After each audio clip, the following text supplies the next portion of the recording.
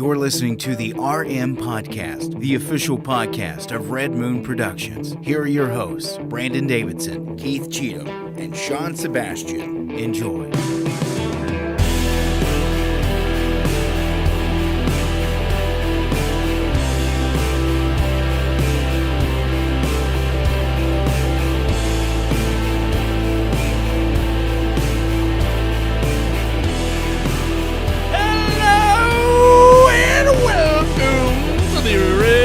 Podcast. I am one of your hosts, Brandon Davidson, coming to you live right here every Tuesday night at 9 p.m. Sitting here right alongside our normal new host, Sean Sebastian. Well, and Mr. Argle Bargle McDartin Bargle. Wow, I don't think he could do that again if we asked him to. No. He coughed. Oh, wow. He's What going. happened? Choked on my coffee. It must be the coffee's trying to kill me. It's the power of the dog. Brandon put anthrax in it. She's coming. She's coming to you over there. Anthrax. It's got anthrax. That's right, guys. Our review this week is the ricin. That makes you think of Breaking Bad. Yeah. It's like that was a great got episode. ricin and AIDS. Episodes. It's a good slow build up. Mm-hmm. Oh, I love that show. It's a great show. We got a great show for everybody. Got another just jam-packed week. There's 3 articles that we got to dive into, and we're going to dive into. Oh my goodness, we I've have got 3 articles. I've actually got the reader lights view. are still red. Yeah, they Are got they? a little. Yeah, the weird. the Oh, it color did. tone is way off. It in here. was. Yeah. You know, there we go. oh my be gosh, honest with that's you. weird. I was choking and then I got like a little. You dizzy thought you from were seeing choking. red? For a minute, I was like. He thought he was in hell. I was like, I don't know. I was like, I guess I coughed harder than I thought. Something just seems a little off. Did you think he was and having then a you said stroke? it was red, and I looked up at the lights, and it's like, oh yeah, they are. That's what's going on. He can't breathe. Yeah. Everything's I was to be red. honest with It's you, I funny thought because he was just gonna go. I was It's like, I I just thought I coughed was just myself like, into an aneurysm, but I'm gonna keep doing the show until I die. I was like, I thought maybe I was just a little, I thought maybe I was still just a little dizzy. I was like, I don't know what's going on right now. Man, Yeah. I'm telling you. It's like, we'll see if it clears Would there up. be a better way to go? Would there be a better way to go than on the Red Moon podcast? Oh. Hey, Brandon didn't even notice. I just thought I was having No. a seizure. I thought it was a little dim, but I was like, yeah, what is up with the lighting? It's a little dim in here. Wow. Sean's like, it's still red. It's It sure definitely- is. Keith's over there. Am I dead? I looked at my Is this camera all and a I was just dream? like, that's a little bit. Oh, I look like Yeah. Trump. I look orange. Look like I got a spray tan. Yeah. Like I'm a burnt Cheeto. What's Man, going on here? Everything seems so much clearer now. It's like a second life. Yeah.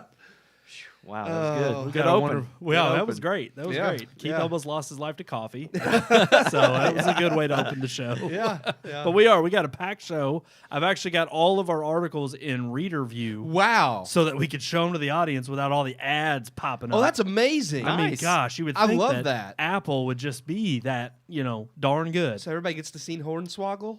Hornswoggle. Okay. That's right. And we're going to get right into it. We got such a jam-packed show. Let's get on to our review Yeah. right off the bat of, yes, The Power of the Dog.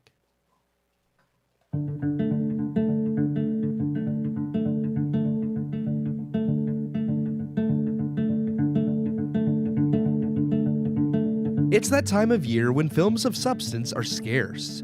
With Oscar nominees being announced next week, we at Red Moon decided to use a dead week to review one of the Oscar potentials that has received high praise at other award ceremonies, The Power of the Dog. Directed by Jane Campion and based off the novel of the same name, The Power of the Dog is a Netflix original that tells the story of 2 brothers, Phil and George Burbank, played by Benedict Cumberbatch and Jesse Plemons, who own and operate a ranch in early 1900s Montana. Phil is cantankerous and often cruel, while George is thoughtful and mild. While eating dinner at a local diner, Phil mercilessly berates the young waiter there named Pete, played by Cody Smith McPhee, who is the son of the widowed owner of the inn and diner, Rose, played by Kirsten Dunst. Apologizing to Rose for his brother's actions, George soon becomes smitten and the two wed. When Rose and her son move into the ranch, Phil grows more hostile with Rose, but ultimately grows closer to Pete as tensions amongst the family rise. The Power of the Dog has garnered success amongst critics and audiences, proving popular on Netflix at the time of its release. It's easy to see why it has gotten some of its praise, as the film is well made, With gorgeous cinematography, the film showcases a lot of open spaces and darkly lit scenes, highlighting characters' loneliness, something shared amongst all of the leads. This loneliness is the driving factor behind each character's actions, from Rose and George's wedding to the relationship struck between Phil and Pete. Most of the characters are all well acted, and Cody Smith-McPhee's performance of an awkward, if not teetering on psychotic young man, being well done. Cumberbatch, on the other hand, doesn't impress for someone who's received as much praise as he has. I felt his performance was fine, but his accent flat and generic. Not enough to derail his character or the film, however, and he plays the role as well as anyone else could have. Power of the Dog mostly just feels lackluster and sporadic. Themes of loneliness are fitting, but nothing of substance drives the characters. The film has been praised for its depiction of toxic masculinity and homosexuality, but I feel that's giving the movie more credit than it deserves. There are certainly homoerotic undertones in the film, building up the relationship between Phil and Pete, some of which are warranted and some of which I feel are forced. But any greater themes outside of these characters trying to gain affection through sometimes acceptable means and other times questionable means seems like reading too much into the material. Ultimately, I left the movie feeling there was no purpose to really have seen it. A clever gotcha moment in the ending and how Peter's family come together makes for a movie that feels like it was trying to be smarter than it is. And despite its technical achievements, I neither cared for any of the characters or much about the plot. The Power of the Dog simply wasn't for me. I grew tired of the characters long before the movie ended, and even its ending wasn't clever enough to save a mostly hollow film. I like slow burns, but for me, The Power of the Dog was just blowing smoke. I give The Power of the Dog 2 out of 4 stars. 2 out of 4 stars. That That's not violin bad. music right there is That was- exactly how I felt about the movie. Just sad, depressed, Just- and lonely. Yeah, and And it couldn't bring you back to a happy, healthy self. nope. Wow. Keith, same for you, huh? I didn't care for the movie. Pulled his hair out. He's just, the whole time this has been going on, he's just been sitting over playing with his hair. No, you should pull it down in front of your glasses. That would look even wilder. Well, then you would be the dark Yes. emo kid. Oh, that's beautiful. Oh, yeah. Like a crazy scientist. So I watched this movie, and honestly, it's got a lot of great reviews. Keith's like, I like Audience Dungeons and members like it Dragons. too. I mean, it's doing really well. It didn't connect with me personally. Now go like this. Let's look at. No, but it didn't. I thought it was a little dull. My hair's just gonna be crazy now. It is what it is. It is. It is. Yeah. I thought it was dull and disjointed. Yeah. I liked the beginning. I told Sean I really liked how it starts. I liked the build up between Jesse Plemons' character and Kirsten Dunst. I thought all of that was really well, and the movie was hooking me at the beginning. But then it just kind of goes off. It's like we forget these characters halfway through, and we jump from this story beat to now we're following this story beat and these characters. And I just felt it was a little disjointed. It was a little dull. There were certain Disjointed and dull. yes, I mean, that's what those you're are trying the to say. common traits throughout this whole review. yeah, and I just that's what I thought of it. That was it. I Sean, don't care for it. What about you? Are you in agreement with 2 out of 4 stars? I was. That is the rating that I gave it. I will say the movie had absolutely beautiful cinematography. Yep. I thought the landscape that they used and the natural lighting in a lot of it seemed like a lot of the camera angles and it was very, very well done. And I really thought Benedict Cumberbatch, not Patch. Well, not Jesse Plumpkins. Not or Plumpkins. Plumpkins. Yeah, I thought Don't I Google thought Plumpkins. I thought his acting was pretty good. This is outside of his normal We know it's Plemons. pretentious kind of role.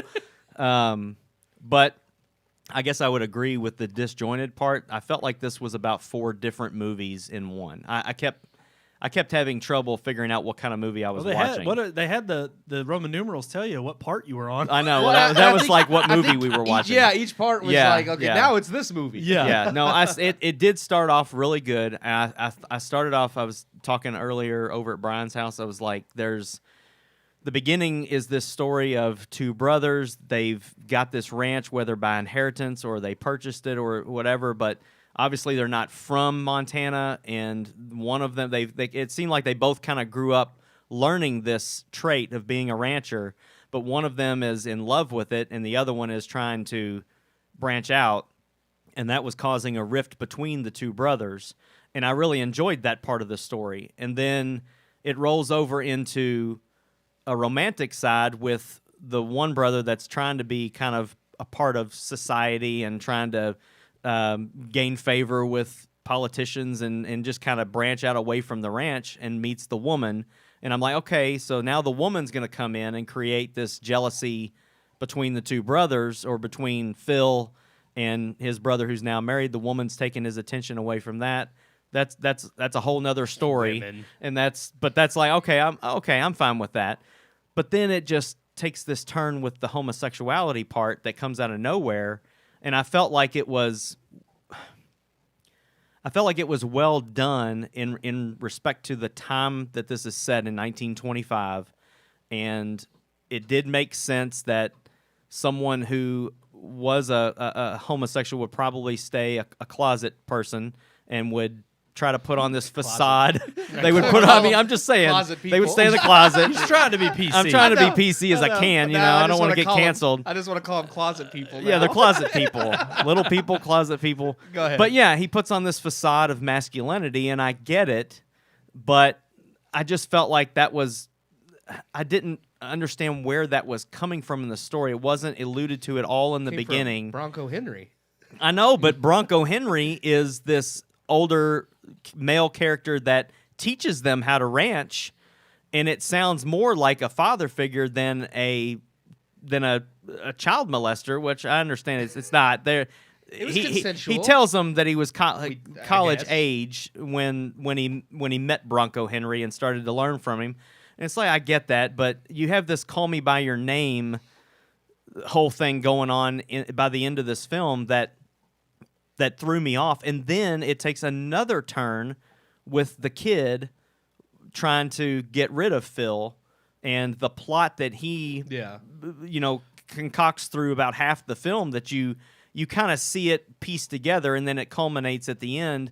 And I just felt like the whole movie itself is supposed to be based around a verse in the Bible, but the verse itself is taken completely out of context in regards to the film.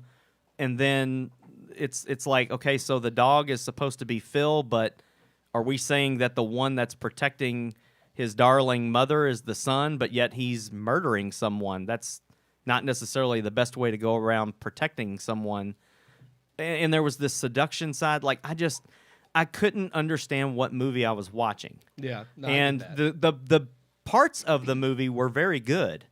Yeah. I mean, I absolutely. Oh yeah, there are. I great loved parts the scene with the rabbit when they go to fix the fence, and there's this moment where he tells the kid, "Oh, the rabbit's leg is broken, and we're gonna have to just put it out of its misery." And he's not expecting that kid to do that at all. No, and he tells him what he's got to do, but he knows the kid's a pansy, and he's not going to do it. Yeah. And the kid just snaps the rabbit's neck Well, I like the it way was they show nothing, it. and He his starts to pet face, it. yeah, as and if he's calm gonna it down, comfort it. yeah, And then he just click. And Yeah. Benedict's face when he sees it is when he realizes this overjoyed. kid's stronger than he than puts off. perceives. Yeah, Well, yeah. and I think that in that moment he kind of sees a bit of himself in Yes. the kid. Yeah. And honestly, that was to me, again, the right term for this movie is a slow burn. And it was like I was telling Keith, I think, when he came over to record, I for the first time watching it, I didn't mind that aesthetic. I thought, again, it played well in terms of progressing throughout the film, making me continually guess where we were going with these characters, and rightfully so, setting up certain, whether it's stumbling blocks for one character or even character development in certain ways I wasn't expecting. And yet, at the same time, I start to see certain themes of like loneliness kind of peek through the cracks, and instances of like, okay, Jesse Plemons' character is, Plimkins, his character is, exactly. He's trying to, move forward and actually progress in such a way that he doesn't maybe want to stay at the ranch, or he doesn't want to. He wants to be the Family good. too, He doesn't want to be alone. He feels like this pressure from his brother to be a certain way that he doesn't really fit into. And it's not in the same way that that it hints at first with the kid. Right. And even I told Keith, I was like, I understand in certain aspects of the film where you can maybe think it goes overboard to kind of prove its point of the homosexual tendencies or nature of the characters. Yeah. However, I thought it was well done in terms of it just being, if you're just focusing on the story and take all kind of other context socially and culturally out of it and just focus on this as a story as a whole, I thought it was done well enough that it's like, okay, obviously, like you said, this is a guy who's back in the ages of, where this would have been completely looked down like upon. 1925. 1925. No way this would have been accepted. Obviously, you understand that this tryst that him and Bronco Henry had, I just thought it was funny his name was Bronco Henry. Oh, yeah. I was like, this is the most They could've- gay porno name Yeah. ever. I just thought that was Apparently really that bad. is from the book, though. So. Yeah, but you don't get that in the beginning. In the beginning, it's just He's a it's mentor. He's a mentor, father figure kind of Bronco person. Henry. Yeah. But as it continues on, I thought they slowly obviously the very telltale scene is he's at a lake where he likes to go be by himself anyway, Yeah. and he's Rubs rubbing himself with mud a and- handkerchief and on him, and you can handkerchief, see yeah. BH is on the handkerchief. yeah. And you're immediately like, okay, This is getting kind of he's yeah. obviously got more feelings towards Yeah. Bronco Henry. It's like, Yeah. Yeah. But then it's odd because I know that there's some cultural undertones that they're trying to say are persuaded throughout this film of this is what toxic masculinity does Yeah. to suppress and then make you have to react in a certain way. However, he had to act like this macho rancher, Right. Because he didn't want people to know he was gay, and that's the but part. his they're saying secret is- hiding yeah. place shows that deep down inside this is who he really But is. that's, who but he that's really the part is. that was the toxic masculinity is the facade he That he puts had to on hide it. because Right. he had Yeah. to hide it. Yeah, because of the time. No, I get that. But here's the Yeah. thing. I honestly don't look at it that way at all. I look at it as, again, those are overtones that are being added because of the cultural relevance today. No, I agree. But to me, I felt like in the film, I was like, no, this is a flawed character who had a sexual relationship with a man he probably shouldn't have, who now has warped his identity into becoming this person who's now preying on this other kid. Yeah. And I honestly thought it was almost a decent revenge in that you see the kid who may or may not be homosexual. Right. He gives off these quirky attitudes, but yet his dad hung himself, Yeah. and he's been raised by his mom, who's Yep. overprotective. Right. So I'm like, he shows all these There's your adolescent femininity, features. yeah, right there. Exactly. Yeah. Yeah. And so I'm like, through all these characteristics of the characters themselves, I'm like, they fit within the realm of this But story then very again, realistically. the kid uses Phil's homosexuality Yes. against him Yeah, and and that's- seduces that him. to me was what I actually didn't mind. I thought, okay, I agree with that. This was done well to the point of you don't need to know if he's gay or not, but he uses it to know once he understands that Phil is, and he's hiding it, and now he can see that he's warming up to him, and he knows. I mean, you see the whole scene with the mountain, and it looks like a dog. Yeah. And Phil looks at him. He's like, You see that? You just saw that? Yeah. Like just like that? Yeah. And immediately the kid knows, based on going to college, getting his learning in, you've seen that, okay, he's picked up on a thing or two, and he's now back to protect his mom, protect his family. He'll do whatever it takes. Yeah. And I didn't mind that slow turn and that slow burn of showing you the route he was going to take and not knowing, well, is he going to just be another lover? Is this going to be something where that's what I thought the movie was going to go off into. And it really, I really thought they were going to go up in that mountain. I did too. And break the back. You were broke back too. Dreams come No, true. I agree with everything you said. The only thing that I don't agree with is the predatory nature of Phil.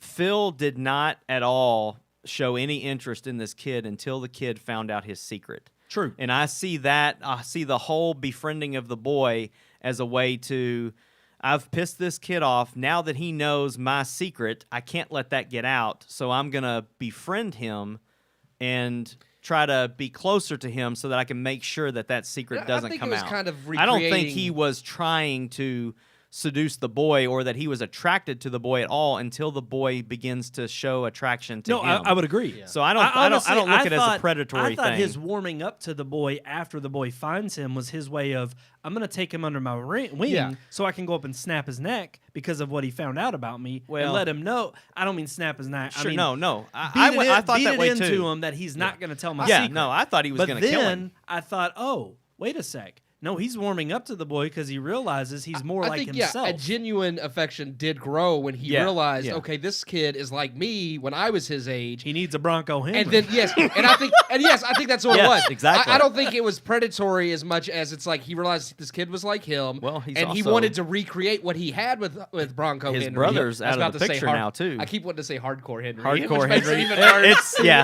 I mean, that's what they would call him now. He's like, he wants to go. He's like, look, Bronco Henry took me up to the mountain. I'm going to take you up and become Hardcore Henry. No.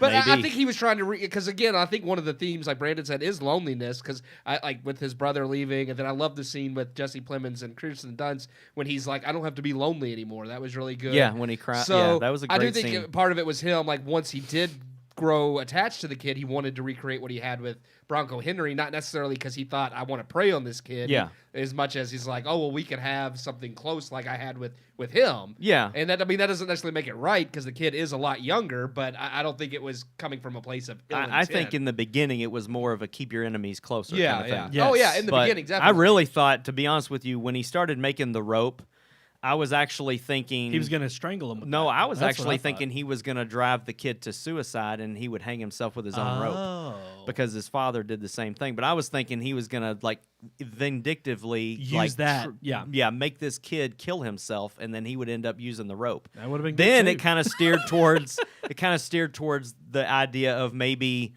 Benedict is going to kill himself because of the loss of his brother and everything else. And that he would hang himself with the rope that he made. I just didn't. And that's kind of the weird thing that this movie left me with. All of the different points of view of the ways in which it could go were kind of what enticed me to think, okay, this isn't really a bad movie. No, it's what kept me watching it. Right. But however, I gave it 2.5. And I still ended up on that side of the fence instead of 3, simply because it's like I told Keith, as soon as the movie was over and I did get the breadth of the full story they told, there's no reason for me to revisit it. I got no emotional or sentimental value from this film for me to say this is something that after the story is told, I could revisit this again down the road. I mean, I hate to say it, but it's like there's tons of movies that I could see 1,000 times and I know every beat of the film. Yeah. But they pull and grab at me to say, no, you got to come back and enjoy this even again. Rewatching them, like I've watched movies that I know what's coming, but the suspense still gets me because it's so well built up and done. And I felt like with this movie, there are a lot of great moments of tension, but now that I know how they end, if I went back and watched it, I'm not going to get that same feeling of tension. No. Whereas there are movies where I like even well done horror movies like Halloween, where I still just because of how eerily they created the scene, like he's behind the door. It's like I know he's got to pop out, but I'm still sitting here like, oh God, he's coming. Yeah. I know he's coming. The only character throughout this film that I kept finding myself emotionally attached to was Phil. And it really bothered me by the end of the movie. You trying to tell that speaks about you. It does. I wanted him to be my Bronco Henry. Maybe he was. But, I wanted him to be my... And maybe I'm a little bit harsher on it because it is getting so much Filling praise. me up, Phil. But I just feel like this, for as much praise and awards that this movie's been, like it won the Golden Globe, it's been nominated for SAG Awards, and it's getting I completely agree. And it's getting a lot of talk about being an Oscar frontrunner. And for me, it's like this just isn't. And again, the Oscars have been this way for the last decade, so it's not surprising.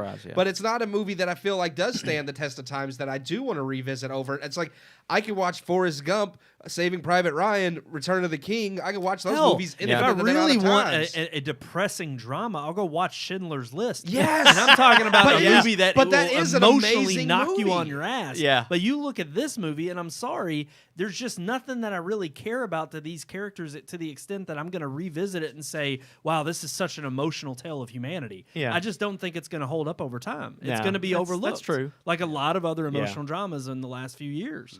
It will just completely get overlooked if it wins anything bigger than the Golden Globes, because we know those aren't that big. Yeah. Alrighty, guys. That's going to conclude our discussion of The Power of the Dog. That's worth a watch. It's worth one watch, I would say. 2 stars. We got to say it's at least worth checking out. Oh, yeah. But now it is time for us to move on to, yes, our plethora of headlines.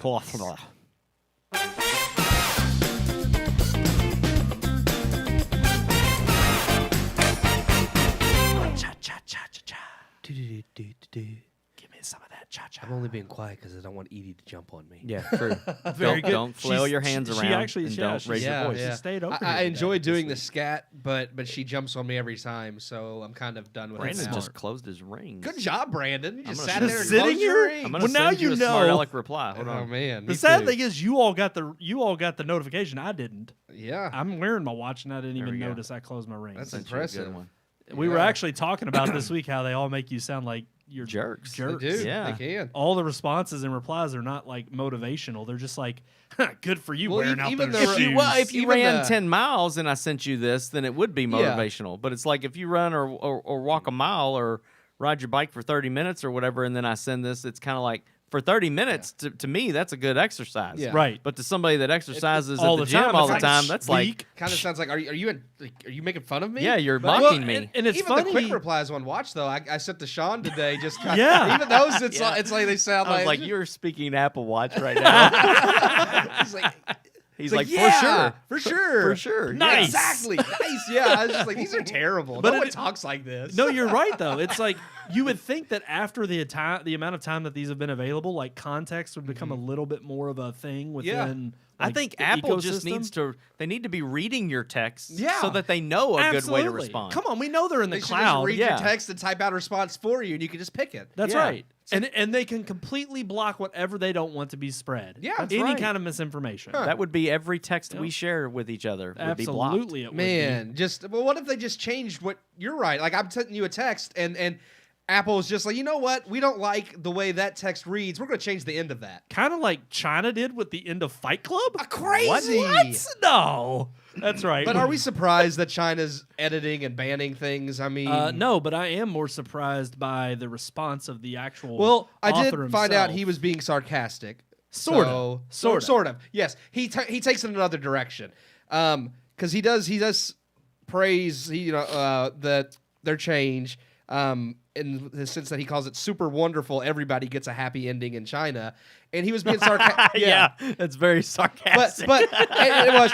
But It's like so he nobody wasn't gets a happy ending in China. he wasn't actually like praising like them changing it, but he does use it as a way to make a commentary on America in the sense that he's like, but the irony is that I'm used to my books being banned in America, and Well, that's see, not okay, I wanted to rare, bring that up so- because I've got yeah. the article pulled up here Yeah. on the screen. Yeah, look at and, it. Yeah, we can blow that up. He did say in another interview, I have it up with the New York Times. I know you don't have that one, but he did say in the interview that the China's ending is actually closer to his ending. Well, and that's what I didn't mind. I didn't mind that response when he replied that way Yeah, because I'm yeah. like, okay, well that. But it's that the would way he make tries sense. to take it after that. But- It's kind of like, Well, and he even criticized other countries who took out certain things Yeah. or changed endings of his books simply for the fact that the ending didn't fit a certain way, and Yeah. he said obviously to my disapproval. Yeah. Whereas like this one, it made it sound like he was commenting on the fact that they made it closer to the ending of my book. Mm-hmm. I'm like, okay, well then that I understand,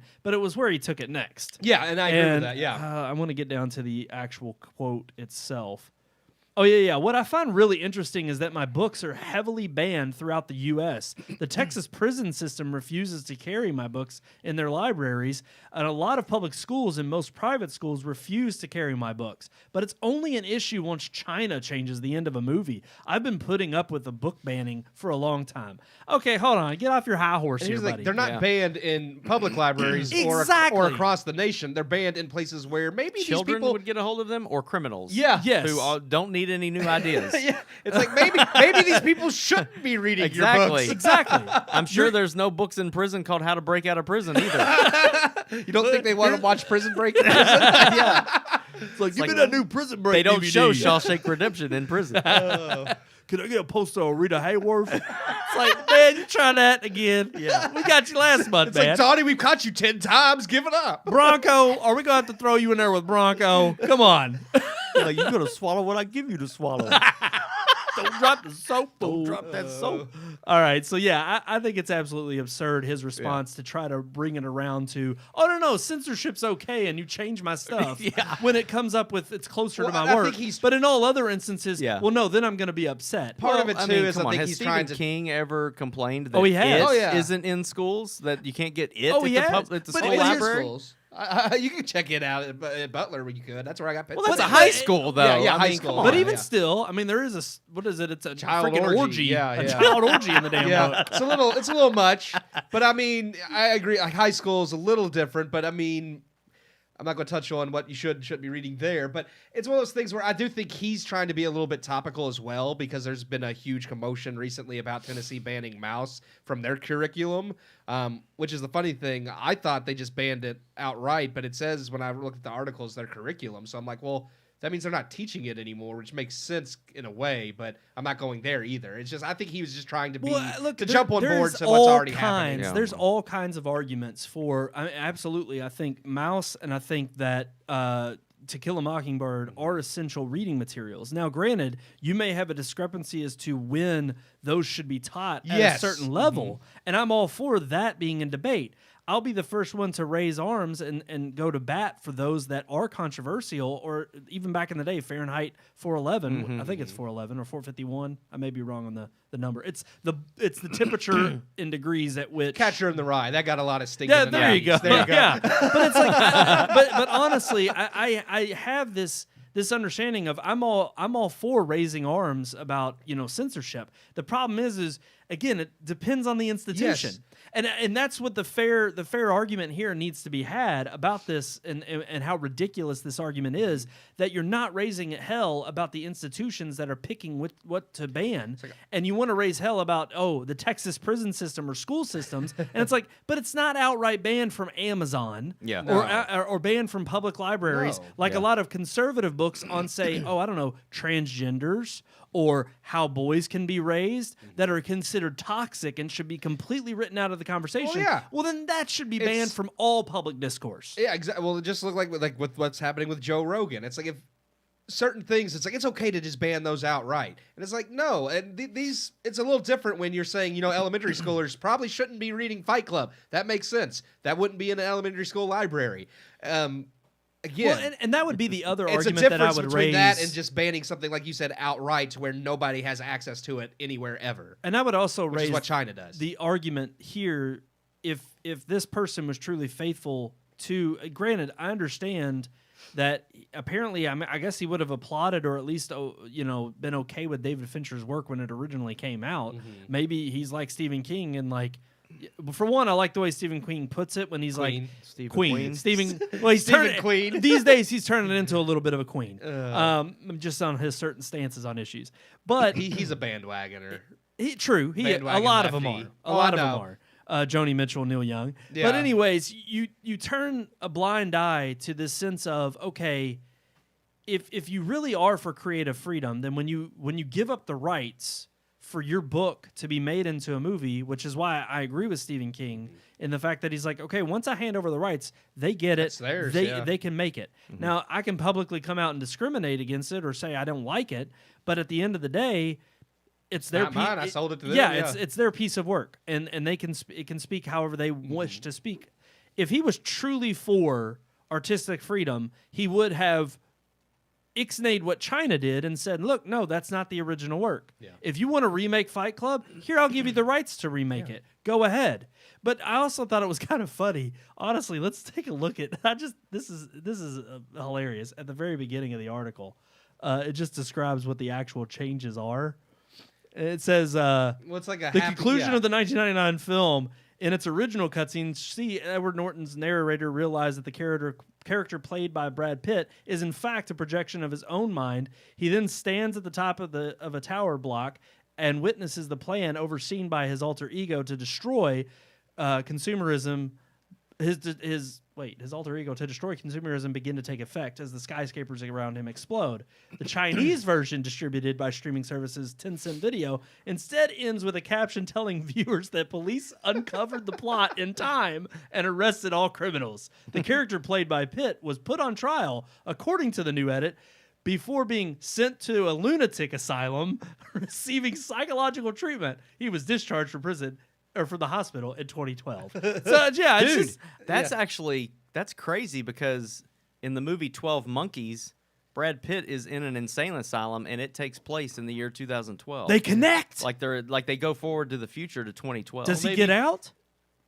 I don't know. This Maybe- could be like maybe- how they connect all the Maybe Disney China's Pixar movies. Maybe China's like 12 Monkeys is a sequel to Fight Club. Go watch it. But I just think it's absurd that it's like I don't even care if you're just mocking kind of like the tongue in cheek. Oh yeah, everybody's happy with the ending. Yeah. It's just so funny that it's like we're not even going to shoot extra scenes because we know that won't look good. Yeah. So instead Well, no, we're what are they literally gonna going do? to Get put up a Chinese slate. stand-ins to play Brad Pitt. Again, I would rather see that. Then I would be all for. Yes, it's a bunch of Chinese Chinese police breaking down the door and speaking in Chinese, and they arrest Chinese Brad Pitt. It's like a guy with a wig on and everything. That'd be great. Like Credits spiked just up. roll. Oh yeah. Or you see just like all of a sudden they're just yelling at him, and then like it fades It to says black. you under arrest. The end. But no, I They do. don't I want to think give any Chinese citizens ideas. Like, don't blow up our buildings. The police will come get you, and you'll end up in a psychotic hospital. Well, I love too that they called it a lunatic. What was it? Lunatic asylum. Yeah. Do they have those? I don't think that thought would they even just be killed people in considered China. appropriate here. Yeah. Yeah. I don't think that would be It would considered just be- appropriate. yeah, lunatic. A lunatic asylum. That's what, I mean, they used to be called insane asylums, and, Yeah. that was They don't considered. call them that anymore. But yeah, either. because it's insensitive, you Yeah, know. yeah. So they're psychiatric hospitals now. So No, they just obviously call it's it just like a California. hospital for lunatic asylum. mentally disturbed or Yeah. something. You know. Yeah. we they got gotta these tiptoe lunatic around everything. asylums. They just call it downtown LA. Yeah, Yeah, it's just LA. funny. I think a lot of people Lunatic are, Asylum. Oh my God. LA. That's perfect. There That's you go. absolutely. Yeah. I think a lot. It is funny what people get offended about. That's okay to censor and ban, but what's not. And it's as long as you're banning what we want to ban, it's okay. And it's like, how about we take a look at everything in general? Try not to ban things unless it is something just completely insane. But I mean. No, I would agree completely. Let's move on to our second topic, which happens to deal with streaming. Now, this article in particular is about Sundance, but I Yeah. actually kind of wanted to I think speak to the broader picture of what this maybe speaks to as a whole with other Yeah, film festivals. because it's not just Sundance that it's happening to. I know they specifically talk about that a lot of the studios buying movies at festivals now are streaming services trying to fill content like Netflix, HBO Max, Disney Plus. It's funny, when I first saw the headline, I got excited and thought it was another like Amazon did where they streamed the Sundance films. Yeah. Right. Yeah. But that's not what it's about. No. And it's one of those things where it's like, I get what they're saying. They make a few valid points. I actually Yeah. did want to read this article outright. I mean, Just we'll pull it up. because, let me pull We it up don't need here. to look at whoever that is with That's, the roses on her that's shirt Dakota. anymore. That's Dakota. Johnson. Or is that her name? Dakota Johnson. That's it. Yeah. Oh, Cha-Cha Real Smooth. This is a movie that was by at Sundance. Let's talk about it. Huh. All right. So in You- another you- era, you want me to- traditional. okay. Do you want to read it? Go No, ahead. no, you can read No, it. please. I didn't know what we were doing. You read it. Fine. Here we go. In another era, traditional movie studios would have exhaustively battled to buy a Sundance Film Festival crowd pleaser like Cha-Cha Real Smooth in the hopes of turning critical raves into the next theatrical hit. Cha-Cha Real Smooth writer-director Cooper Rafe's, sorry if I mispronounced that, charming story about a budding friendship between an aimless college grad and a young mother seemed tailor-made to charm the snow boots off Sundance buyers, and it did. Apple TV Plus outbid competitors and bought the movie for $15 million, the biggest sell at this year's festival. But unlike perennial, I had something in my throat. This is exactly how he reads the reviews, by the It way. is. But unlike perennial Sundance favorite Little Miss Sunshine, Kumail Nanjiani's unconventional rom-com The Big Sick, the Mr. Rogers documentary Won't You Be My Neighbor, and other indie darlings that came before it, Cha-Cha Real Smooth wasn't sold to a conventional movie studio and therefore won't require box office dollars to justify its price tag. If the film plays in theaters at all, Apple likely will not report ticket sales. The reality that Sundance has become a playground for streamers, many of whom have content libraries to fill and cash to burn, isn't exactly new. But the trend has become increasingly noticeable during the pandemic, which shook up the movie theater business and perhaps permanently shifted audiences' already changing tastes. Sundance, the premier destination for independently produced movies, isn't programming the kind of films that people want to see in theaters, leaving streaming services to pounce on Park City's best deals. That doesn't mean smaller companies like IFC Films, Sony Pictures Classics, Focus Features and Searchlight haven't been active buyers. The Bill Nye-led adaptation of Akira Kurosawa's Living, Rebecca Hall's thriller Resurrection, the quirky comedy Brian and Charles, and Alice, starring Keke Palmer, were nabbed by traditional buyers, with the intention of playing in theaters. But a number of sales titles will land directly on digital platforms, or at least already have a hybrid release plan. That's the case with Emma Thompson's sex-positive comedy, Good Luck to You, Leo Grande. Or I Leo think Grande. she is a Probably, MILF. yeah. I'm just going to say that. Oh, yeah. Just like Frances McDormand. Hottest woman there is. Which sold to Searchlight and Hulu. The Dakota Johnson delayed coming-of-age story Am I OK? Warner Brothers and HBO Max, and a queasy modern love story Fresh by Searchlight. On the documentary front, we need to talk about Cosby, Showtime, The Janes, HBO, Lucy and Desi, Amazon Prime and Prime Video, and Genius. Oh yeah, Kanye. I was like, wait a minute. You what? gotta talk about the Kanye film. And Genius, a Kanye trilogy. Oh Lord, it's a trilogy. We don't know that. Netflix. Something with Kanye never makes sense. Uh, It could end up just being one movie It called a probably trilogy. came into the festival. Yeah, came into the festival armed with distribution on streaming platforms such as HBO, Netflix, and Amazon. As recently as 2018, nonfiction films like Won't You Be My Neighbor, RBG, and Three Identical Strangers managed to become surprise box office hits. Today, even star-studded IP-driven tentpole films aren't reliable theatrical draws. Given the current movie theater landscape, which has been downright unfavorable to anything that's not superhero-related, it's probably responsible to orchestrate a streaming backstop. Traditional studios do not want to embark on spending sprees only to have a festival movie flop at the box office, and streamers like Amazon Prime Video, Apple TV Plus, and HBO Max have been more interested in expanding their online arsenal than nabbing the next box office blockbuster. For companies that don't have pockets as deep as Amazon and Apple, and even those that do, why not mitigate the risk that comes with bidding wars and dangerously steep price tags? Sundance buyers seem to be coming to terms with the fact that audiences may be less eager to go to the cinema for Cha-Cha Real Smooth, Am I OK? And Good Luck to You, Leo Grande. After growing accustomed to watching sweeter slice-of-life movies at home, even before COVID-19 rattled movie-going habits, these companies have been burned in the past. Despite overwhelmingly favorable reviews, semi-recent Sundance breakouts like Late Night, Blinded by the Light, and Brittany Runs a Marathon fell flat at the box office, losing their respective distributors millions of dollars. It's been 2 years since Hollywood has been able to witness the way Sundance winners have fared. It's been 2 years since Hollywood has been able to witness the way. You don't have to pick up, right? Yeah.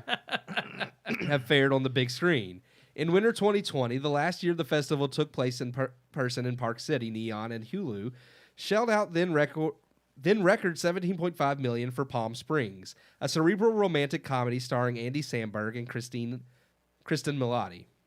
But the pandemic took hold before the movie opened in theaters, and it ultimately landed directly on the streamer.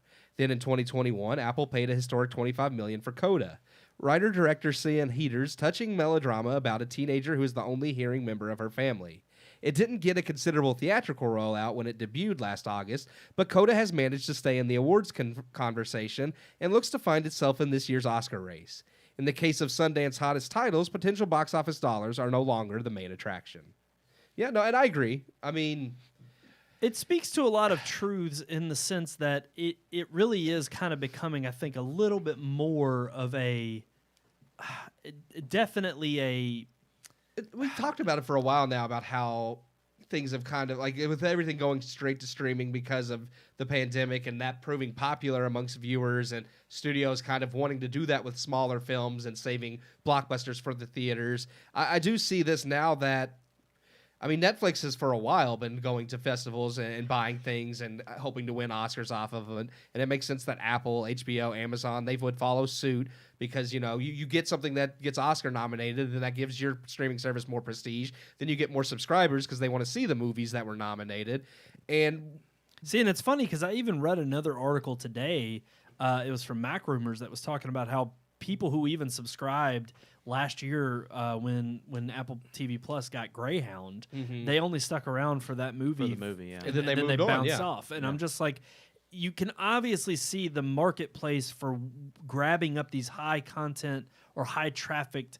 I mean, Netflix has been on this game for years. I mean, that's why they're in the red trying to buy up all this original content, because if it's the only place you can see it, chances are you're going to stay on the platform to watch all of their exclusives the more you have. Yeah. And to Apple, who's trying to get theirs up and running and get people to stick around, dropping $25 million is nothing to them, which is a market cap of almost $3 trillion right now. And let alone that, you've also got tons of cash in the bank that you can support this. Yeah. The problem is we've also seen product lines that don't end up having the staying power flail, and they end up falling out. So I kind of get this this kind of underlying story of, is this really good for the industry as a whole? Because rightfully so, you could kind of ask the question, what's the difference if it flops on a streaming service versus if it flops in the box office? Yeah. But at the same time, aren't you getting a plethora of more content by streamers buying up content and giving you all these places to view it that you might not have ever seen it hit the... honestly, that's seen the light of day? One thing I do like about it is because there's so much in theaters, and we review so much, and we tend to try But they're arguing what kind of content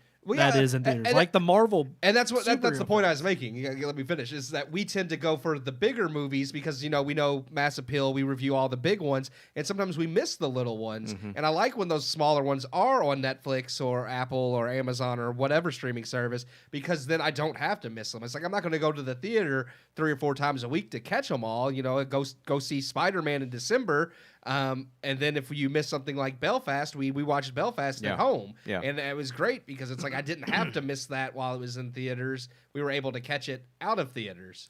When I also see this as a constant shift in the landscape of how movies are eventually going to make their way to being nominated during for the Academy Awards, or even just the bigger prizes in general. Because the fact is we literally talked about this way back when we started the podcast, about how the changing landscape of moving and shifting from theaters, and I think COVID-19 kind of it accelerated it, because you think about the Disney Plus deal and them saying, well, no, we'll release it in theaters, but after 30 days it's coming to our service.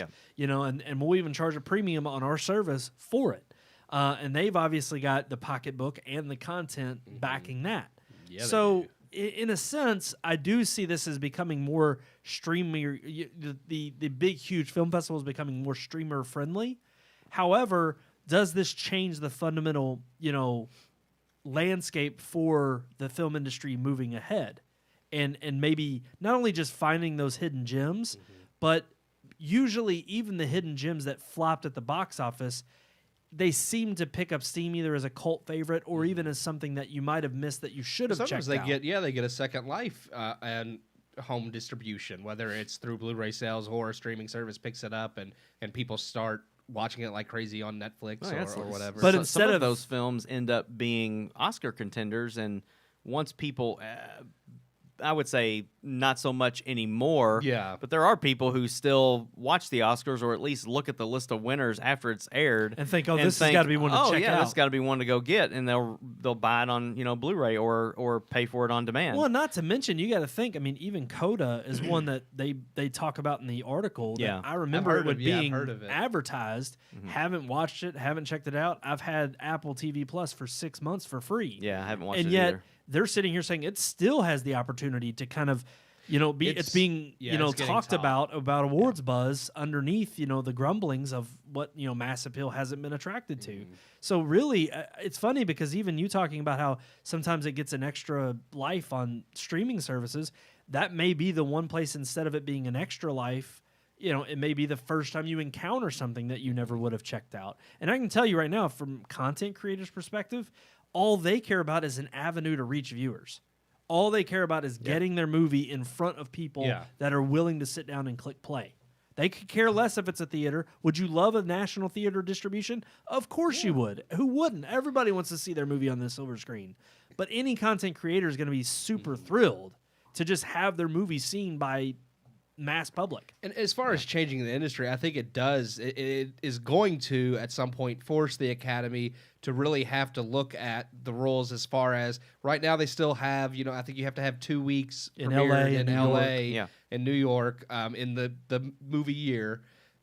to be nominated, and that's why Netflix and Amazon will sometimes release their movies specifically in those theaters just so that they can be nominated. And at some point we have to say, is that necessary? Like, why do these streaming services that have all these amazing movies that deserve Oscar nominations, why do they have to put their movies in these two specific theaters for just a short run just to get that nom? At some point, it's just like you're making them jump through hoops just because it's always been done that way. Yeah. Right. And honestly, I think that's the bigger change we're going to see coming is, and I honestly think is the prestige. I mean, I think that's what's in question here of these particular film festivals going to change, whether they become stringent or not, because at the end of the day, it does come down to dollar signs. And if you have these bigger players throwing around millions of more dollars to get certain film content that wouldn't have happened years past, because, maybe it was the smaller indie film scene that was more popular at the time, but now these bigger streamers are coming in and they want to throw the cash at it, get the film, put it on their service, drive more people to subscribing. But does that change the prestige of these film festivals going forward, like Sundance, like Toronto? I personally don't think so, but there's going to be those the sticklers that absolutely have to have, like, this is an independent thing and these movies need to go to theaters, and there's always the ones, the old guard that don't want to let go of the past. And in some ways I appreciate that, because theater I do think is important, and there is something about going to the theater that is completely different from watching a movie at home. But at the same time, you can't just stymie progress because, well, it's always been this way and it's only prestigious if it's done this way. It's like, no, things change, and the prestige is either going to survive with the update or it's not. And if it doesn't, then was it all that prestigious to begin with? Well, and I think we talked about it last week on the show about how, what happens when movie theater going becomes something like going to the opera, right, or going to a concert, like not a rock concert, but an orchestra.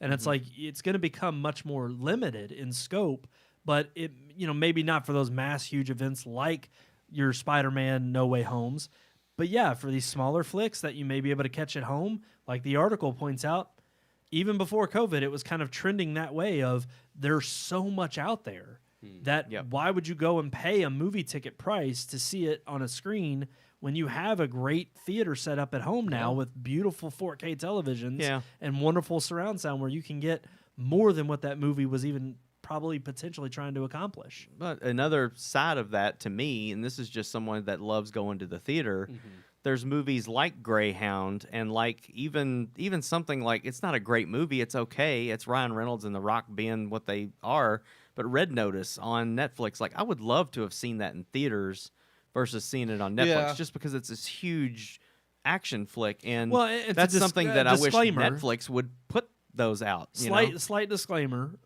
because we do have AMC Stubs A-list, it does make it easier for us to say which. But I think that's why because we're not actually spending we are spending our money out of pocket, but it's definitely $20 a a month savings to see whatever. $20 a movie. Yeah, exactly. You're basically paying for one movie, and the rest of the movies you watch that month are free. Yeah, right. So. But I agree. Why? I think for too long, and I think part of this has to become where the theaters, they've already given in because of the COVID-19 kind of forced them to with the 30-day release. But I think, even when we saw AMC promoting, like, rent a theater out for $100. Well, you can still do that. And and here's the thing. Other than just promoting that on a small scale, it's like, why not promote it for indie film projects, or even those who want to have that kind of rent an IMAX theater and show 26 years. Well, I have a lot of copyright issues in that movie. But see, and that's the thing, though. If you have the paperwork, if you have some simple process, it would still be on AMC's end to try to figure it out. But if you had a process where independent filmmakers could maybe draw up a deal with a theater chain to have their movie shown in a theater for so long just to get word out, who knows? Instead of paying hundreds or thousands of dollars, that you could even maybe get seen at one of these prestigious, because that's the problem with the film festivals themselves, is they are prestigious, but then they directly compete with the very idea of the homemade filmmaker that wants to come in there and show them what they've got. And we always have the little gemstone in the rough that people find and say, well, look at how they got their start. And it's like, yeah, but you know how many more diamonds in the rough there are out there that will get glossed over? And now that we have the technology and the ability at scale to distribute these things like a YouTube or, something a little bit more, prestigious like a theater chain, I feel like that's where they need to step in and they need to make the move instead of allowing the Hollywood elites to dictate what the theaters are going to do. Because they got to come up with some strategy to survive. Yeah. They have to. I will survive. Especially if streamers don't take certain movies that may make a run and they say, no, we're not going to put it in theaters because that's $20 in our pocket to subscribe to it. Yeah. I mean, that's the sad nature of it. And you're only going to see the Oscar contenders or the ones they want to get the buzz pushed out. We're only going to see promoted. what they want us to see? Are you No. saying they're censoring things, Brandon? Wow. Well, there's one thing they could try to censor. Dwarves? They could try to censor dwarves. that was good. That was very good. I get one every once in a this. while. Yeah. That's Yeah. right. Dwarves are against Dinklage. No, Hornswoggle is. I love his stage name. I really do. Oh, yeah. It's fantastic. Yeah. Well, I mean, because you could tell he has a great sense of humor. He seems like a very likable guy. I mean, I've seen some of his stuff. But He looks like one of the older dwarves off Willow. oh yeah, Like yeah. he looks like he's with the WWE. I've seen some of his Yeah, wrestling yeah, stuff. I yeah, have yeah. he's- I mean, he's more modern. I've not very- seen It's a lot kind of of like it. the midget they came out with Doink Yeah. back in the day. Yeah. So I did know who he was when you sent the article, just from some of that, even though I don't follow like post 2000s wrestling as much as I used to in the 90s. Yeah. But Dylan Postal, that's his name. And he did have a role in Muppets Most Wanted as a cameo. Okay, too. I got a real quick question though. Who was Peter Dinklage in Lord of the He Rings? wasn't. He It was a wasn't in that. misquote. I think this guy was just he was misquoted. just He was Okay. like, "Oh, he got the paycheck because from he Game does of Thrones." he does say and or Lord in of the Game Rings." of, yeah, he said Lord of the Rings or in Game of Thrones. I think he was correcting Okay. himself. Well, no, Yeah. Peter Dinklage was Gimli. Yeah. No. But he makes a good point. He says, when he was cast as a little person in Lord of the Rings, then he says, or in Game of Thrones, Or an an elf, or this We or got that two of other them thing. right. Those checks cast just fine. He had no issue then. And he's talking about the fact that as far as like how dwarves are perceived, Peter Dinklage had no problem playing, someone an elf. The whole joke was the fact that he was a midget, Right, yeah. So he was Must like, be a but South Pole but now elf. he wants, but yeah, Yeah. and so he's saying now he wants to be progressive, and I get what he's saying. It's one of those things where it's like, Well, now he has a soapbox. yeah, Oh, my favorite quote in the whole thing. I think you're getting there. It's coming. I think it's like the next. Oh yeah, paragraph. yeah. The next one, he King of says, the- "I don't know if Peter Dinklage is still acting or if he's done now, but I don't know. It's pretty selfish." Keep going. Yeah. Keep reading. Hold on, It's I'm trying to really skim. I don't want to go through the whole. good. I mean, basically, he just calls out Peter. And he's He like, calls you know it- what? yeah, he You calls ain't no him- King Dwarf. He calls him King Dwarf. He said just because he was in Game of Thrones, it's like, yeah, that doesn't make him King Dwarf. So yeah, I just love that. Yeah. Because but he here's says, the yeah, thing. he says I- he tells him to grow up though. He says he wants to be the only one. Then you got to grow up, man. So Yes. Well, yeah. because here's the thing, and he points out point blank, and I'll play devil's advocate on this in just a second. But he does point out, he's like, look, you're taking away roles that our people can actually play. Yeah. And you're literally taking away food Yeah. from our mouths that we'd be willing and happy to participate in, just like you were to take the check from Game of Thrones and from Elf. So don't sit here and use your height and say, oh, well, I've tried to make this huge Well, momentum wave and shift in and the Peter industry. Dinklage would say that he doesn't want to take roles away. He just wants them to not have Heighten the roles. Yeah, he doesn't want them to That's have the to play devil's advocate I Yeah, was he doesn't gonna- want them to play demeaning roles. It's like it's okay for dwarves to act, but he doesn't want them to be in roles that just makes But fun again, of them or that's belittles up them. to the individual themselves. Belittles them. I didn't mean that as a Yeah. pun, but yeah. There she comes. Peter Dinklage doesn't want midgets to be belittled. Right. Yeah. But He and I- doesn't want them thrown at dartbourts.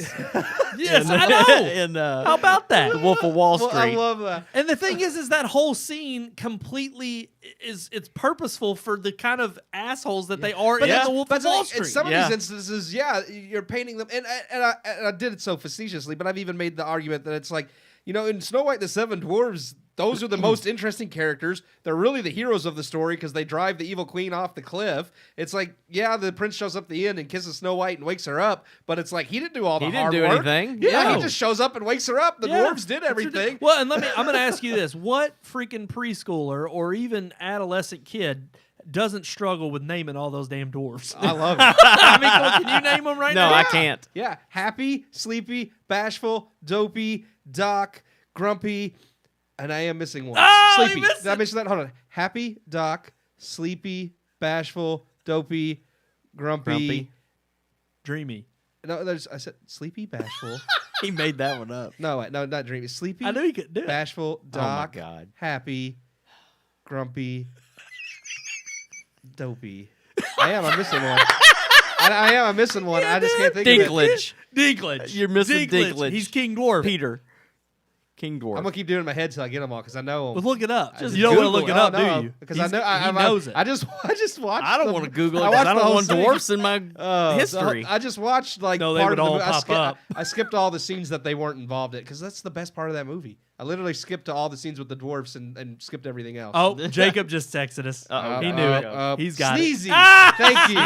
He Sneezy got was it. the one I kept forgetting. Oh, that's Jacob's favorite Yes. Disney movie is Snow White and the Seven Dwarfs. That was See, his favorite. Jacob, then so. email us or yeah. type in right now. What's your comment on this? Do you want to see them Sneezy. take away these roles It's- from the dwarves? It's funny because that's also the part of Kingdom Hearts. Birth by Sleep I was in was with the dwarves in that. Oh, I game, didn't even so. know that was in there. Yeah. Wow. So yeah. But that's I honestly here's the thing. I can understand where Peter Dinklage is coming from. And I still think a little bit of his conversation on the WTF podcast was off the cuff. Mm-hmm. But at the same time, he's always had this air about himself when I've seen him in interviews. Like he is something. Oh, he's pretentious. He's pretentious. Yeah. And he always carries it like he is carrying a chip on his shoulder for having to take on these roles that kind of, you know, it's like you would see him in Elf and you would think, oh, he must have a good attitude about making these jokes Yeah. Yeah. because of that role. Yeah. But then at the same time, it's like he also seems to now, years later, almost seem as if, oh, no, I had to do that because it was beneath me, but that was the only role I was offered. It's like Now BS. I'm auditioning for Superman. yeah. It's like, no, dude, you're gonna get the dwarf roles. Yeah. That's what you're gonna get. Well, but you look at a You role can't play like Jesus. but or you look at or the roles where it doesn't matter because there's no. But yeah, you're not going to Yes. get iconic roles Yeah. of people that are obvious. It's like you're not going to get Superman. You're not going to get. He's not going to be hired to you play. could be the Penguin. yeah. But it's like he's not going to be hired to play like a historical like biopic of like Abraham Lincoln or George Washington. Oh, that It's would be like, no. amazing. I'm A just- midget Abraham But Lincoln. I'm just saying, it's like 7 It's years like- ago. no one's trying to down. be mean, but you are limited in a sense to the. Of course, nowadays it's like no, you don't have to. That's why they had the big controversy about. I think Marie Antoinette was hired for a black actress, and people were like, "Well, that's not historically accurate." And it's like, "Well, we're not trying to be," and it's like. But that's Well, what are you trying to that's be the then? whole industry now. Yeah. Exactly. The whole industry now is how woke can we be, and that's where I thought Peter Dinklage was coming from. Yeah. When he's But like, I don't "Oh, you think that's cast a entirely Latina the case. actress, Yeah. why not just go all the way?" But at the same time, then he seemed to pick at the fact that it was just the whole topic of the entire movie was just taboo and shouldn't be brought up again. And let's let that live in the past. And I'm just like, okay, fine. Well, then come up with better material. We're always arguing on this show for originality. Yeah. But absolutely, I'd argue for that. You know what? Yes, Disney stopped the remakes. And you can 'cause stop they all with suck. Snow White and Except the for Seven like Dwarfs. two of Yeah. them. Two of them were good. Was that Beauty and the Beast? And No, No. Cinderella and Oh. that one was like their first one. I'll watch I anything like with Jungle Book. what's her name in that? Who plays Cinderella? Cinderella from yesterday. What's her name? Well, and for Lily James. Lily James. That Yes. from from Baby Driver. Baby Driver. Yes. What's wrong, baby? I like Jungle Book. Oh gosh, it gets me every time. I feel like there was another one that was more recent that wasn't bad either, besides Jungle Book, but I can't think Oh, of I one. did enjoy Jungle Book. Yeah, that was one was good. okay. Yeah, but I John Favreau, he knocked it out of the park. Not Lion King. I'm all for No. it. No, that was terrible. Yes, stop the remakes. Not In that Dumbo. regard, I'm on Peter's side. In regard to Hornswoggle, I'm all for it, dude. Give the guys a paycheck. There's plenty of people in that community that would love to come out and represent their people and play whatever role you'll give them. Because it is absolutely atrocious and ridiculous. I mean, you think about it in terms of even where they were able to pull it off, more so in mythical creatures like being hobbits, where you took real life people, but you made them in the same proportion as a But normal he's person, also smaller. spoken out about that, about not liking the fact that they do that, because that's taking roles away from midgets. It's like, well, which way do you want Do it? you want them to have roles or not? Exactly. It's like, where are He you wants gonna them to have decide on roles, this? but the roles have to be serious roles. And I'm just like, okay. I just want some sweet rolls. Sweet I rolls. just want some sweet man. rolls right now. I found the Hang name on. of that movie. Actually, I didn't know this because he was, and I think that was part of him being disgruntled. He was in the movie with Gary Oldman. It's called Tootsie, Oh yeah, and Gary Oldman is a midget. And I think part of Peter Dinklage was like he didn't understand, like, even though he was in the movie with him, like, why wouldn't you just hire a midget? And which I get kind of the point, but at the same time, it's like, well, you were in the movie with him, like, so obviously because you're called an actor. and you act the part Yeah. you're given. There's no small parts. No. There's only small people. Oh. Oh! But Whoops! a dwarf should have been given the role, not a tall person made to look like a dwarf. Well, and I said that wrong intentionally, but it's I know. small actors. I know what you Just- said. but I'm just saying. It's like dwarves can't play dwarves, and normal people can't play dwarves. I don't want the midget He's basically community saying to be upset. we should get rid of dwarves. Period. Like they shouldn't be featured in a story at all. Peter Dinklage truly wants to be King Dwarf, but right now, if he was he's as a tall as he king of was something. in Endgame, then I would give him that crown. He's Well- a giant dwarf. I loved it. Another And role. again, another role where they played off the comedic yes, nature of The it. joke Yes. is the Yeah. fact that he was giant, and it's like, I guess that was okay though because he was giant, but it's like it was still making fun of the fact that The it's fact- yeah. opposite of what you Right. expect. Yep. All I know is he's the king of something, and it ain't the dwarves. We'll move Okay. on. Okay. That's it. I was waiting. That's it. That's No, that's all. it. I'm going to leave it open to interpretation. Okay. Let's move on to our vices segment. Okay.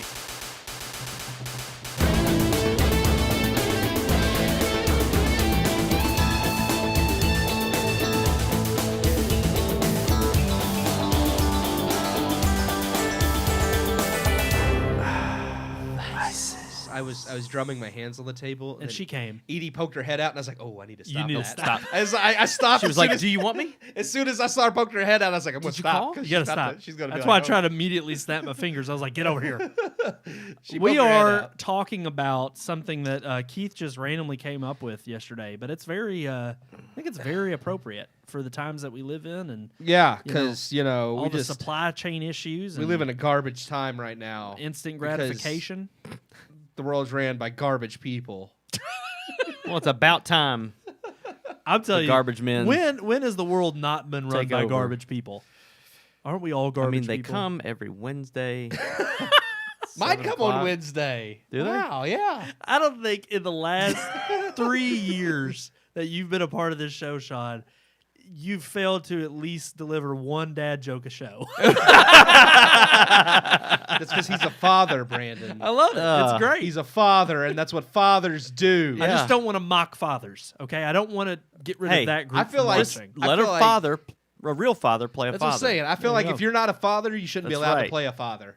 That's right. How do you know the relationship between father and son if you've not been a father? That's right. I couldn't Or a son. act that out. I couldn't. Yeah, I've never. Thankfully, I've been a son. I could be a son. All right, let's move on. Our topic tonight is inconvenient conveniences. When are those things that you depend on most that you just don't even think about? the Put them in the dumbasses back that- of your mind.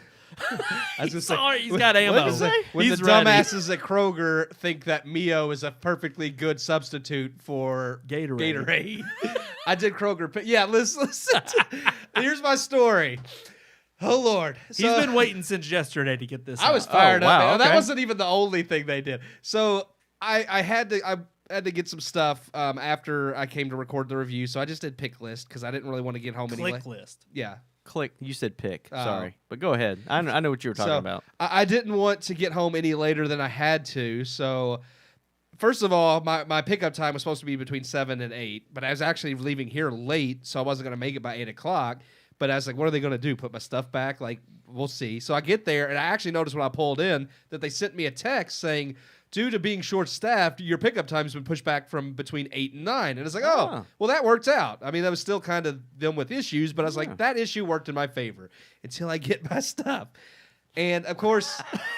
Not the way it I always usually do allow substitutions because you can click no substitutions. Normally, if I click allow substitutions, they give you like the next closest thing Yeah. or the next brand. And like if I get a Kroger brand and they have to give me name brand, they still charge you the The cheaper Kroger pri- price. The Yeah. cheaper price. Right. Exactly. If they can't find anything comparable, used to they would send me an email saying, "This is what we have. This is what you ordered. Is it okay to substitute?" And I could say yes or no. Yeah. I never got any message or anything like that to get my stuff.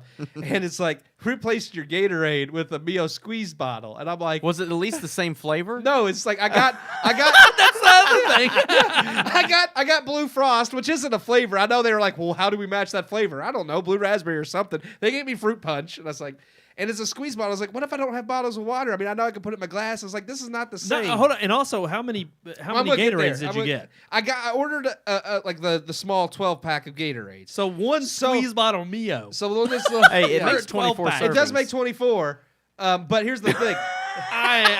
One 12 if squeeze- you're a 2-squirt person like me. Well, it says one squeeze makes one Right. bottle, and trust me, I did one squeeze today because I kept that because it was cheaper, and I was like, I'm not feel like making a fuss over that one, but it was one of those things where I was like, this is not comparable. I know they're both energy drinks, but it's not the same thing. I just wanted the Gatorade for hydration, and the Mio water has all this extra stuff for energy that I didn't want. Yeah, it has caffeine in it too. Yeah. Some of them do. It does. It does have caffeine in it. I drank it this morning. So I kept that because it was cheaper anyways. But then I was looking, and I had ordered, like, they had their Coke 12 packs, 3 for $13, which is crazy. They used to be 4 for $12. But anyway, I got that, and they didn't have, I got Mountain Dew, Coke, not Gatorade, ginger ale. They didn't have ginger ale. They didn't replace it with anything. They just gave me the Mountain Dew and Coke. And because you have to get 3 at Kroger's for the 3 for $13 price, I was charged full price for them both, $5.99 each. So it was $12 for 2. And I was like, no. Just because you didn't have something, I shouldn't be charged full price. I should still get the sale price for these 2 items. Right. That's stupid. I ordered 3 to get the deal. So I ended up going into customer service and like, look, this, I don't know, because I know it's based on the person that's picking the items, but it's like, I don't know who thinks Mio water is comparable to Gatorade. It's like, if you didn't have the 12 packs, you should have gave me like the 8-pack of the bigger bottles and they just charged me the cheaper price. Well, I was going to say, that's what they normally do. Or give me a different flavor. If you didn't have the blue. As an aside, I was there at Kroger earlier this afternoon. Well, this is the one across from Upper Hunters. I didn't go to. I don't go to the one never on mind. Terry. Oh, I thought you went to the one on Terry. No, never no. mind. Okay. Yeah. Because the one up here actually had Gatorade. It did have Frost, but it didn't have the other flavors. I had to go inside. Gatorade's been out of like store shelves. They've for the been last very 6 months. They've been very scant, so I kind of knew that I might not get that one, but I didn't think they were going to replace it with Mio water. I figured they would replace it with a different flavor or like Powerade or something like that. Right. You know? Right. Yeah. Or a different size bottle, which is what they normally do. And then, like, as far as the Cokes go, but ultimately I ended up getting the Cokes. They just gave me basically the extra 12-pack, so I actually ended up getting 3 for $12 instead of 3 for $13. So I actually ended up saving a little bit money in the end. But the whole point of doing Click List is So that you don't have to go go in there. convenient. and I had to go Yeah. in to get everything fixed, and I ended up spending longer than if I had just shopped myself anyways, because I had to wait in line to get in customer service. And it's like, I could have gotten all this crap, gone through the checkout line, and been done faster than all the inconvenience of you all messing up my order because somebody thinks Mio and charges me for a full price. The moral of the story is next time customer you need service to put sucks. you need to put Mio on your list, and then you'll get Gatorade. Gatorade. Yeah. It's like I ordered sandwich bags and you give me a box of condoms. How am I supposed to fit a sandwich in that? It's like I tried to use it, but it squished my sandwich. Well, and I talked to I got the guy. bologna everywhere. I know it. There was an It's older spermicide man on my sandwich. and a younger man, and I talked to the guy when like I'm looking at the list and he's putting something in the thing, and I'm asking him about that. He's like, "Well, they didn't have that Gatorade." It's like, "Yeah, but do they have any other flavors?" Like, I don't understand how Mio is a substitute. He's like, "Well, and he pulls the young guy, and he's like, "Will you go check on this Gatorade?" He's like, "I can have him look, but I don't think we have any." And I'm like, okay, but I mean, this is not the same. He's like, well, you'll have to go into customer service to have the Mio refunded. I was like, you know what? I was like, just give me all the stuff you have. Like, don't go look. That's okay. I'll just, if I have to go into customer service anyways, I'll just take my crap in there and exchange what I want. Like, there's no point in you going and looking. Yeah, exactly. Yeah. It's literally just making a middleman at that point. Yeah. And it's already proven that I could do a better job than you being the It's middleman. like, I don't want this Yeah. kid to go in there and look because I'm sure this kid is the same kid who put the Mio water in. Like, I mean, Yeah, exactly. he's going to come out with something completely. He's going to come out with like little packets of powder next. Well, I mean, I see that you wanted to like kind of it's zero, so I got brought you you some Tang. Splenda. Here's Yeah. Those little Hawaiian punch things you Yeah. put in there, you know. There's some these are Lipton good. I tea. use these every day. I just like them. I thought you'd like them too. Yeah, you can put them in your pocket. Put it in your So pocket. obviously, that's a very fantastic instance of an inconvenient convenience. Click Something that's list. supposed to be, yeah. They're still Yeah. working out the kinks. Well, I- they've been around for a while, and I didn't used to have any problems with them because I've used them before, but Yeah. they just times Well, they are Amazon is the changing. one that's pissing me off. Oh yeah, they're bad now too. It's like they still charge you for the same price. In fact, their prices went up last year. but they no longer have. But they don't have 2-day Yep. shipping anymore, or at least they don't guarantee it. Right. And most of the time, even when the shipping is telling me that it's going to be 2 days, it isn't. It's always a day late. Mm-hmm. Everything that I've ordered probably in the last at least before Christmas. And these weren't Christmas items. These weren't hot items or anything like that. They're always late, or I end up getting an empty box or something that's not what I ordered. Yeah, I got an empty bag. Yeah, once. and it's like you've got That's terrible. Now, the one thing that they are good at, but again, it goes against the whole part of it. It's supposed to be convenient to order from there, but if they do screw up, they do take care of it, and they take care of it quick. In fact, there's a lot of times when, I bought a whole set before Black Friday. I bought a whole set of Blink security cameras when they were on sale, and I get the cameras, and I don't like them. They're out of focus. They look like crap. I don't know if I got a bad batch or what, but the quality was terrible. So it completely defeats the purpose of having a security camera if I can't read your freaking license plate in my driveway.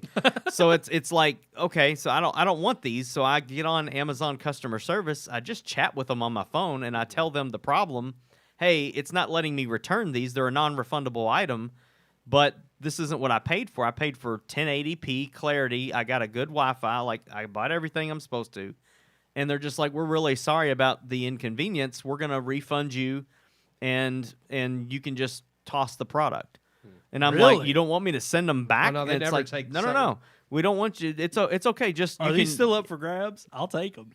I have a couple. I'll But take they're them. like, if you can give them away, you can throw them away or whatever. Sold. And I'm just like, Take them. okay, it's $149 worth of cameras. they don't want to. like, They don't want to pay. They the don't. Ship it, pay and for I'm the just shipping like, and that's bring so them that back. in a, that's stupid to me on their part Yeah. because they're losing money, but they got money to lose. But at the same time, I'm like, wow, I'm a happy customer because I just got a free set of and that- cameras. That's more what they care about because at the end I'm of the gonna day, keep shopping there if I half get the free crap stuff. that they get sent back anyway ends up on a pallet at Five Below or some other Yeah. place that's Yeah. just some Well, that's warehouse. my thing. It's like, how much are they overcharging people for all this loss because they don't give it? It's like, it's Well, like that's as the much thing, stuff as it's- they throw out. I wouldn't say it's overcharging. It's built into the price. Yeah. They're charging you for the convenience of if you don't want it or want to return it. I did the same thing with those blinds right behind you, Sean. It was like when I got those, I got one size too small. But the thing is I ended up writing the guy back and I said, I'm sorry, I got the wrong size. I'd like to go ahead and order, these. And because I can't remember. It was a problem with they didn't have them at the time or something. The guy wrote me back and he said, no, don't worry about sending those other ones back. We'll ship you some new ones. And that was an independent seller using Amazon as a storefront. Yeah. But I was like, most people on there, I think, are just like, it's more about let's get the product out, and we I'm built just saying, in a certain maybe factor my of Amazon, loss. maybe my Amazon Yeah. membership You wouldn't write a cost so bad much. review on there, I Oh, yeah. guarantee They you contact within you 2 days immediately. you'll get an email saying we're sorry, we're going to replace it or whatever. Now, they didn't do that with my underwear, and I was pissed. Oh, I had some freaking underwear on there that I bought, and they ripped after about a week. Oh. And I'm telling you right now, I went on there and gave them a 1-star review, and I said, these don't last worth a darn. Got myself some hangs. okay. Just saying, they lasted. I was just saying that maybe if Amazon didn't just give everything away, my membership wouldn't have to cost so much. It's like, I know some of it's baked Yeah. in, but I'm just like saying, if you yes get and it, no, but, relatively though, it yeah. has remained the same It price has, for it has. several years. Well, and even that, you're talking about specifically but you're also something getting like a streaming Prime, service. But Yeah, Blink and- is one of their products. Yeah, so it's they really bought them Blink. So, losing yeah. the money. Yeah. And not to mention, it's like, Well, they were already selling them at half price. Yeah. true. I mean, they were already cut down in and they in do cost. that every year with like when it gets close to Prime Day. All they the drop all Amazon their stuff, Alexa yeah. stuff, Everything Fire Ring, TV. everything, yeah. But I had a recent instance with FedEx that ticked me off, and I've kind of heard that it's like UPS on the East Coast is great, but it sucks on the West Coast, and it's the exact opposite with FedEx. Great on the West Coast, terrible on the East Coast. And recently I had this issue where, and this has been happening, I don't know, quite a lot recently with them, but they will tell me, hey, it's going to be delivered on this day by end of day. So I'll keep checking, still says it. End of day, I've learned from like UPS, and I just take that as standard across the board, is like 9 p.m. That's what they consider by end of day. Yeah. Well, FedEx sent me a text with like the tracking number and everything throughout the day, like here it's on its way. Finally, at 8 o'clock, I get a message, and it said, we're sorry, but there's been a delay in your shipment. And I'm like, you couldn't tell me this at 2 o'clock? Like, Yeah. Unless the guy tragically got into a wreck on the highway and can't get to me, it's like you all knew way before 8 o'clock that this package wasn't getting to my doorstep. Like, why are you waiting that late? And sure enough, it was like the very next day, I then received a text of, your package is delayed. We'll send you updates as to when you'll receive it. Yeah. They never With do. no inclination as to when I'm going to get this. And I'm sitting here thinking, what if it's an old person's medication or something? Yeah. And they're waiting for this to get there. In my instance, it actually happened to be like my next food order for my diet plan. So I'm sitting here like, well, I'm about to run out of food. I kind of need this or else I'm gonna cave and go to McDonald's, eat a double cheeseburger. I'm gonna get fat again because of FedEx. Yeah. But no, it's like I finally then just received the package yesterday. Yeah. And I was like, but I never got another clarifying text of your package is on its way or it's delivered. It literally got dropped off. I happened to look out the door and I was like, oh, it's here. The same thing happened with me around. I ordered some stuff through Amazon. They handed the package off to FedEx. Amazon had the date of delivery as such and such date, and then the moment it got to FedEx sent me an email. Your package has been. They said it was missorted and is now delayed. We don't know when it'll arrive. And then I never got another update after that. But then it just showed up. It did, and I was just like, Yeah. it's like you all are terrible. Yeah, it's with all. I mean, that happens with our UPS. We got that freaking $400 vacuum cleaner, that Shark vacuum cleaner that never showed up, and I think that was from Kohl's, but it was shipped UPS, and it never showed up. And so I called Kohl's, and they're like, "We'll ship you another one." I had Two one vacuums? in 2 days, Yeah. and then about 2 weeks later, Your comes original. the original one. And when I called them, that's exactly what they told me. They were like, "I Just was going to keep be it." honest, and you can come pick it up. I'm not paying to ship this freaking thing back." But I said, if you want to come send UPS to pick it up, I'll print a label and put it on the front porch. And they were like, just don't worry about it. And it's a $400 vacuum cleaner. Well, and I got to think too that in that regard, they got to have profit loss margins, and they know so a percentage of their sales they're going to take a hit on. Well, they know things get lost in transit, things get broken. Right. So I don't know what the deal is with. I don't know if it's Hebron or Hebron, Kentucky. There's Hebron, Kentucky.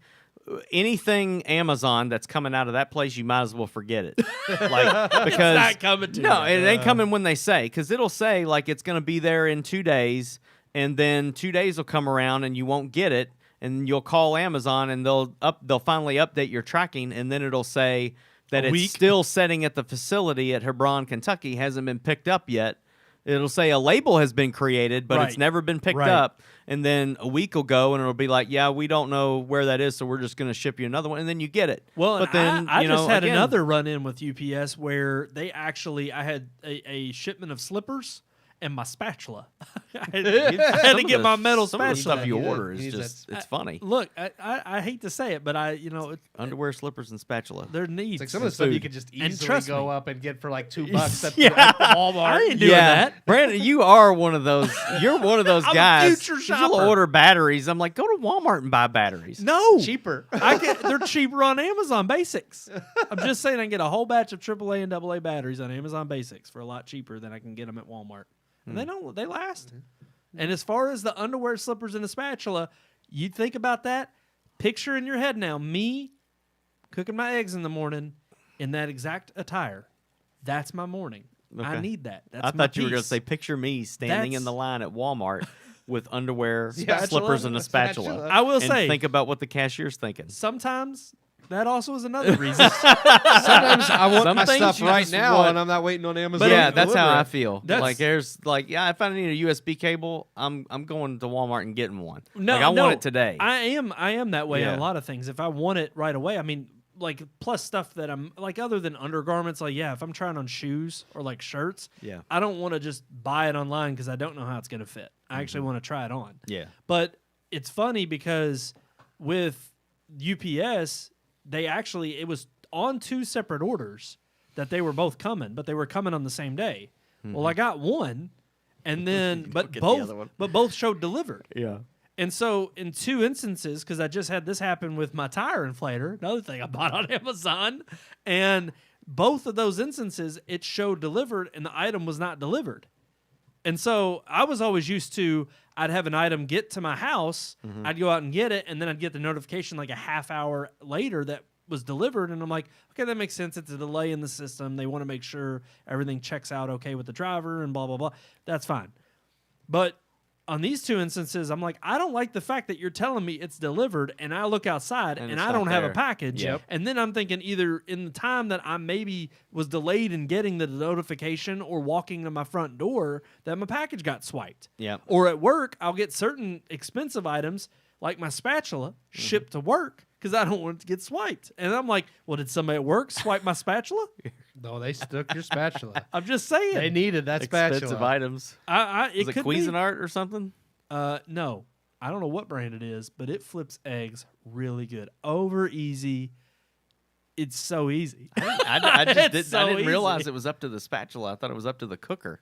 Well, I had a plastic one before. Yeah. One of those deals I bought at Kroger I or haven't- Walmart or I whatever. have a plastic spatula. I love it. My plastic spatula was crap. I don't think it's. I have a past- non-stick one. I was just say I don't know that it's plastic. I think it's Yeah. it's like a. I have one that's got like non-stick, non-stick like- material. See, It's and nice. I wanted one that I could get that. like not break my egg up. But then that was the thing. I got online and I started looking at all these kitchen sets and I was like, I don't need all of these. Really to be listen metal. to us. I mean, we have underwear. Look, We have First world problems. Tristan says I need a link to this spatula. Tristan Mormon, he wants it is one of the You best sold it. spatulas. Is it on You sold Amazon? it. I'm gonna Google it. Yeah, wanna I find can out. pull up Listen, it's my- like I don't want No, my eggs I broken wanna up. know There's what it people in is. Africa that would I'm a- kill for eggs. I can look up literally. They I've do never kill for broken my eggs. eggs, and it's just this black spatula. I I'm pretty sure know, it came but from that's just Walmart. we're just so we're First freaking world spoiled. problems. Yeah, Yeah. absolutely. Look, that's what this inconvenient conveniences is all about. Is Yep. us being spoiled rotten brats. it's an inconvenient truth. Is it this? Is it this Kufeng stainless steel handle spatula? Kufeng Is might it- have been right. Is it KitchenAid classic think slotted it's- turner? Calfung. Let me look up Amazon. I'm gonna go to my It's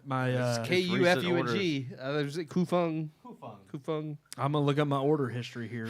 That doesn't Live look like it on has air. enough give for me. It looks too solid. I couldn't use that one. It doesn't look like it bends. It's got a enough. flex. Yeah, it's to got get a- under it's that. got It a is. flex. It is the Does yours Chef flex? Craft Okay. Select. Chef. I mean, Craft? that's how you. Yeah, brand. Craft. Chef Craft. Select. Chef? Select. Oh, and chef.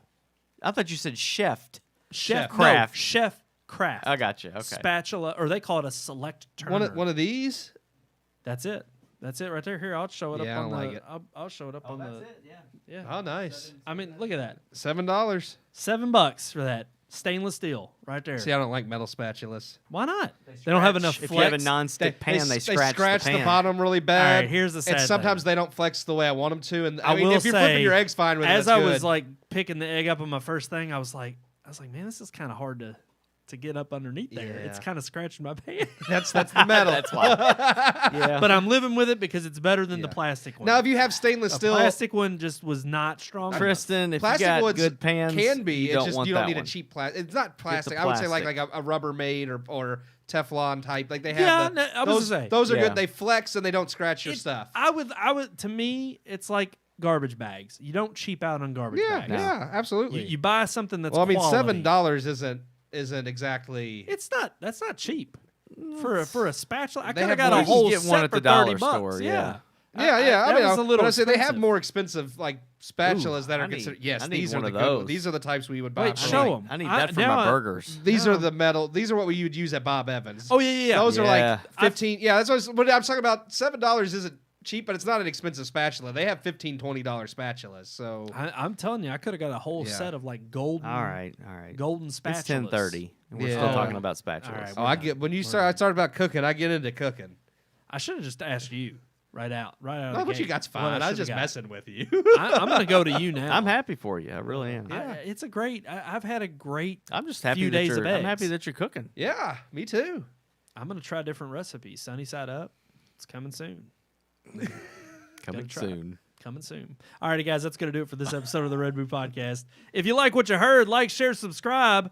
Right there at the bottom of your screen, all of our social media accounts. Red Moon Book, Red Moon Tweet, Red Moon Pics, and just search for Red Moon Productions on YouTube. But also, if you want to go back to that old-fashioned way of communication, you can email us. Communication. RMPodcast at redmoonproductions.com. Oh, here Oh, she comes. she's there. She knows. Right on cue. You'll allow it at the end of the show, won't you? Oh, look at her. Oh, she's such a cute. She wants to email right now. Oh, man, knocked there over she she's the- goes. trying to email. There she goes. Yeah. She's emailing. She's emailing us right I don't know now. what she opened up. Oh, she just bought a. Black Never screen. mind. She just opened up this dwarf porn. She opened up. He's got got it all over. She opened up my review. She opened up the history. She wanted to see it. Here. Alrighty, guys, that's gonna do it for this episode. Until next time, I'm one of your hosts, Brandon Davidson, alongside our normal new host, Sean Sebastian. and you don't even remember the name you said at the beginning of the show, do you? Argle Bargle. Longer than that. We hope you enjoyed this week's episode. For more reviews, previous podcast shows, and everything Red Moon, visit our website, redmoonproductions.com. You can also like us on Facebook or follow us on Twitter by searching for Red Moon Productions, LLC. We'll see you at the movies.